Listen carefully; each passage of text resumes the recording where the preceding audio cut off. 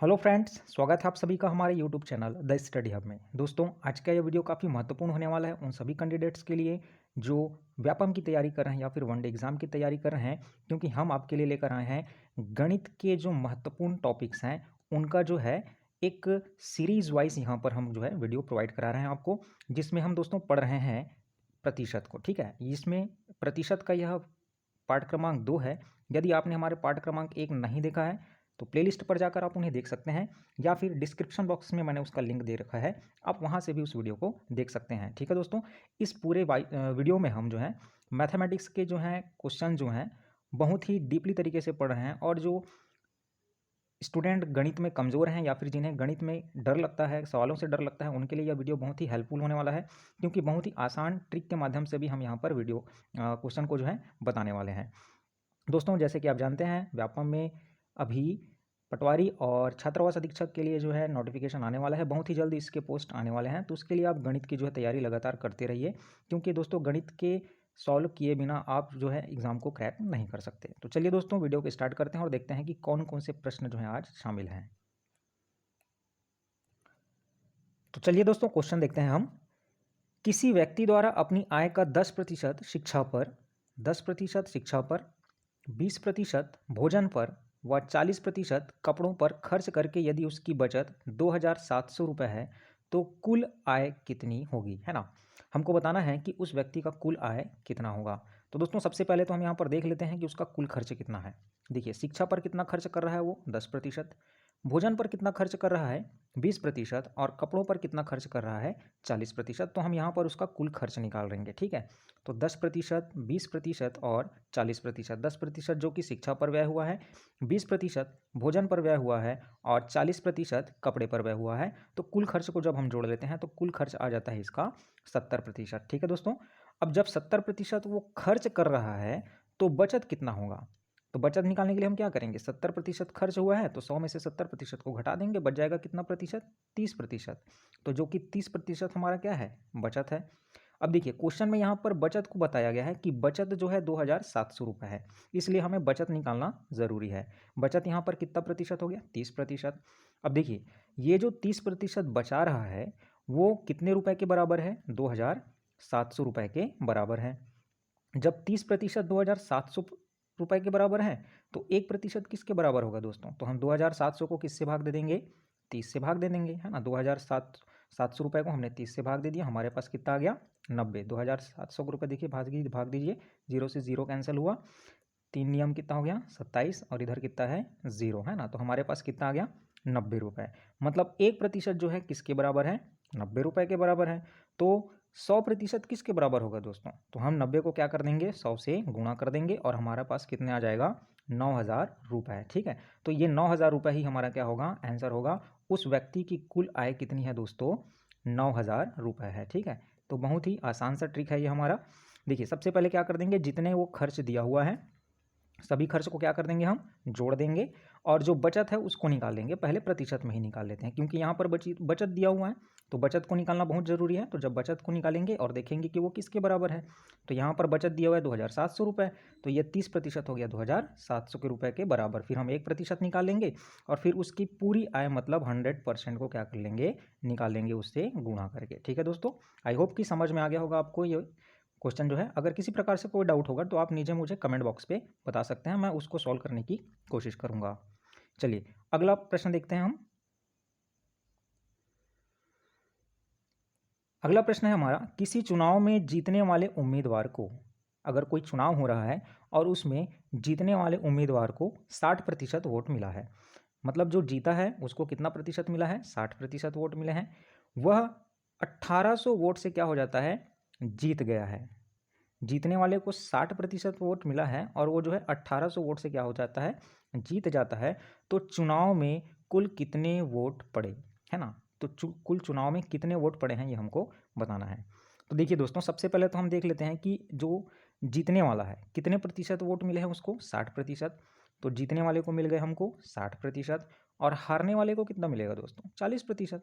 जब जीतने वाले को 60% मिल रहा है तो हारने वाले को कितना मिलेगा, 40%।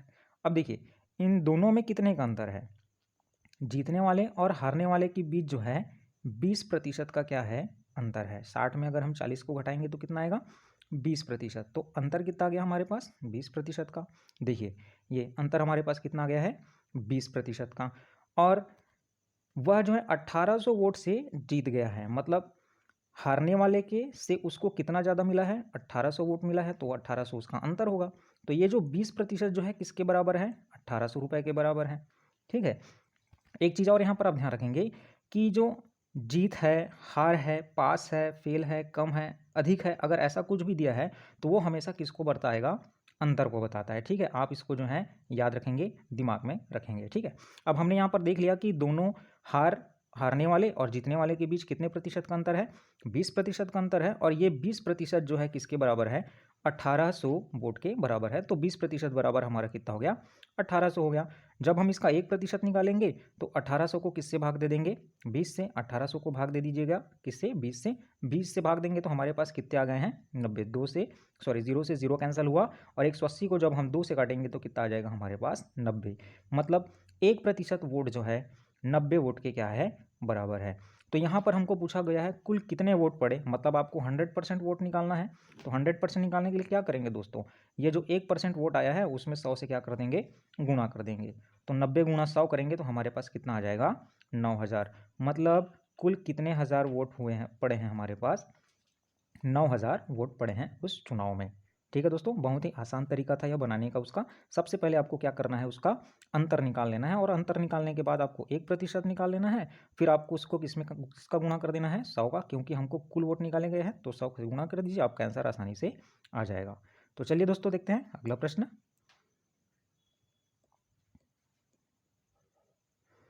अगला प्रश्न है हमारा, किसी परीक्षा में उत्तीर्ण होने के लिए 40% अंक लाना अनिवार्य है। कोई परीक्षा हो रही है जिसमें उत्तीर्ण होने के लिए आपको 40% अंक लाना क्या है अनिवार्य है। अगर आप 40% नहीं लाएंगे तो फेल हो जाएंगे। एक विद्यार्थी को 32% अंक प्राप्त हुआ। अब एक विद्यार्थी है जिसको 32% प्राप्त हुआ है तथा वह 24 अंकों से क्या हो जाता है फेल हो गया है।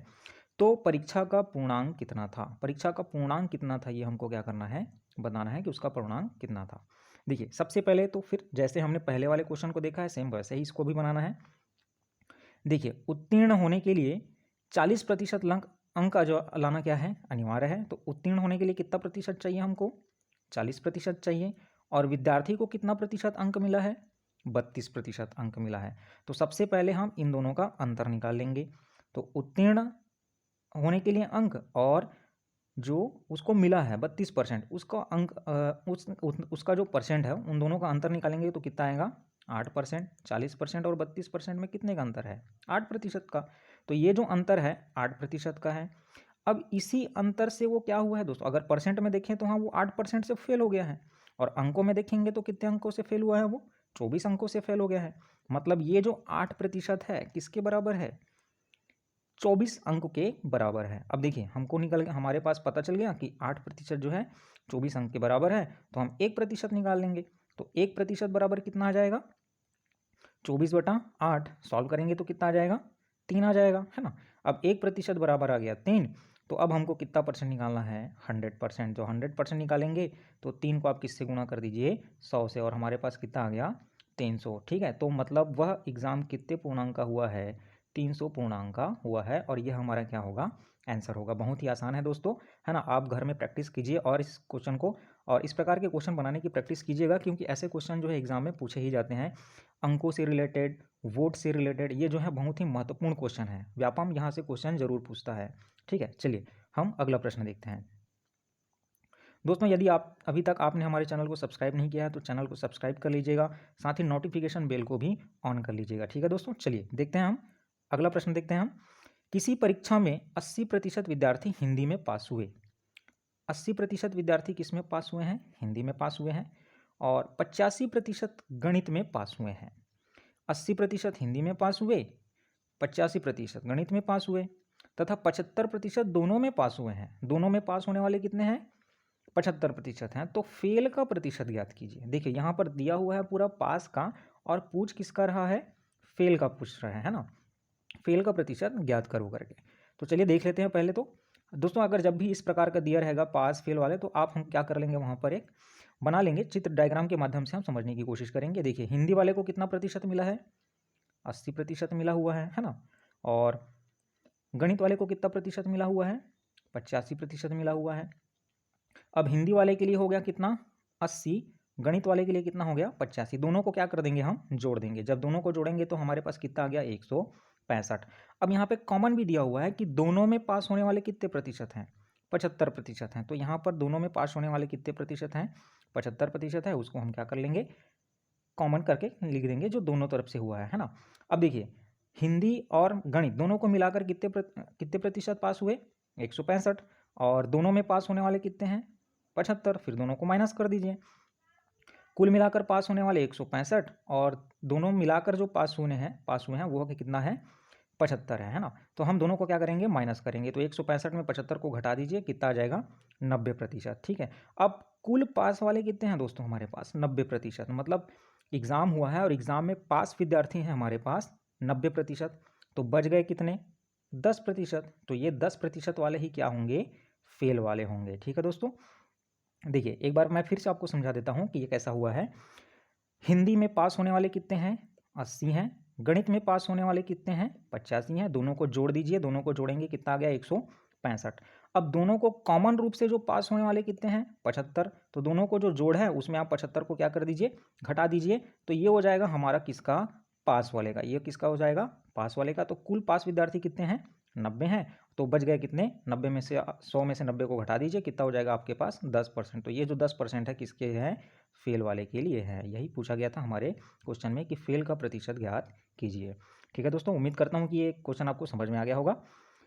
दोस्तों, अगर वीडियो आपको पसंद आया है तो वीडियो को लाइक करना बिल्कुल भी मत भूलिएगा। चलिए हम अगला प्रश्न देखते हैं। एक गांव की जनसंख्या 8000 है। गांव की जनसंख्या दी हुई है, कितनी दी हुई है? 8000 दी हुई है।